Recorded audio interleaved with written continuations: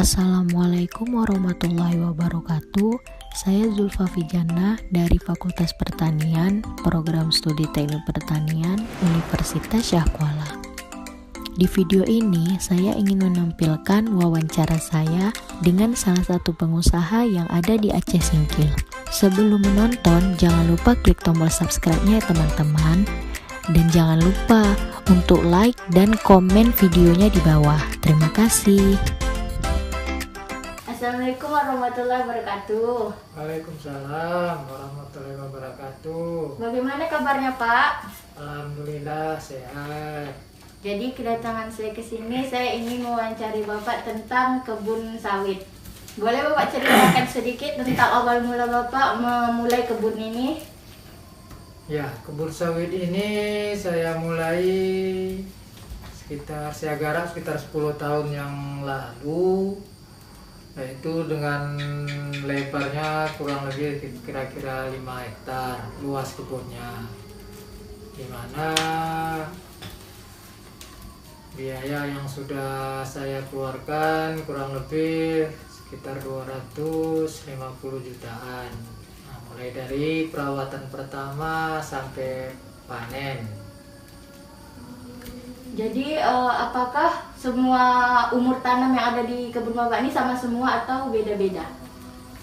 Umur tanam sawit saya itu rata-rata umurnya 10 tahun, sekitar 90% adalah 10 tahun, yang sisanya tuh tidak sampai 10 tahun karena ada dulu waktu masa penanamannya ada yang dimakan oleh binatang penggerak, jadi sawitnya mati.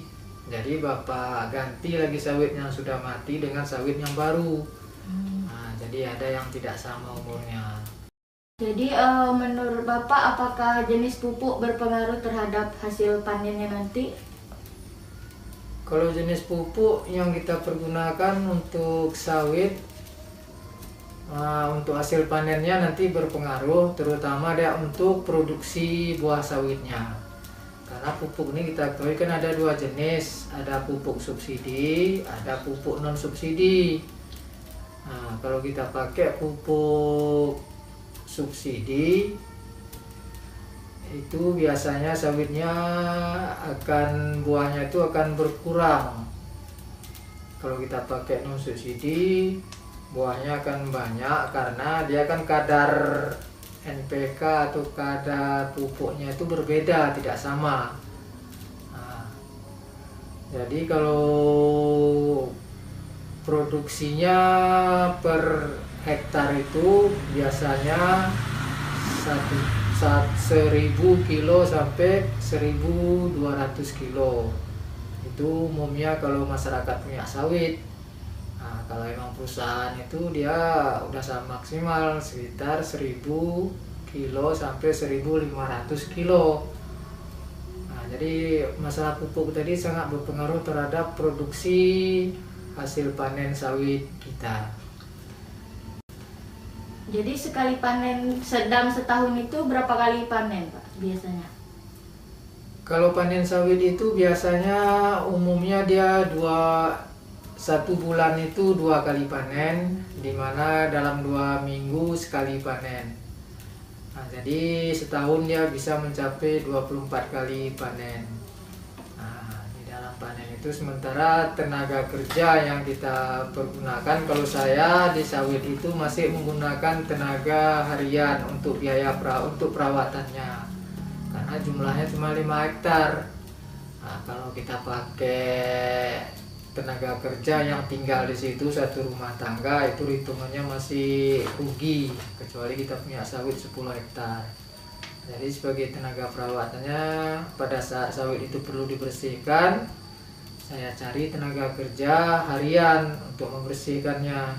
Sedangkan untuk biaya panennya sawit itu biasanya hitungannya per 1 ton itu atau 1000 kg itu sekitar 150 sampai 200 ribu.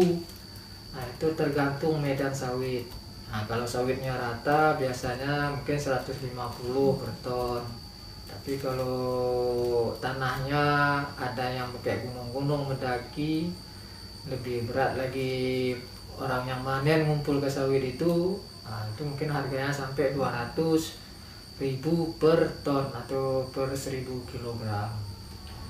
Dalam mengelola kebun ini pasti Bapak mengalami kesulitan atau tantangan gitu. Apa yang menjadi kendalanya dalam usaha ini? Terutama kendala yang kami hadapi dalam berusaha sawit ini yaitu masalah harga. Terutama harga jual dari sawit itu sendiri berfluktuasi, kadang-kadang harganya tinggi, kadang-kadang harganya turun. Nah, dimana nanti harga sawit itu kadang-kadang sampai kami pernah mengalami sampai harganya Rp400 per kilo, Rp500 per kilo. Pada saat harga itu para petani sawit mengalami kerugian. Nah, kenapa begitu? Karena sementara harga pupuk pada umumnya naik. Nah, terus meningkat harga pupuk. Kalau udah naik harga pupuk, tidak pernah ada istilah turun. Jadi biaya produksinya meningkat, sementara biaya jualnya turun.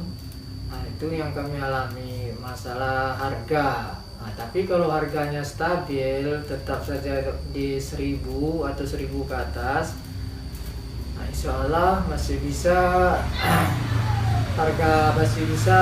hasil dari sawit itu menguntungkan untuk para petani. Ya, terima kasih ya Pak atas wawancaranya. Ya, sama-sama.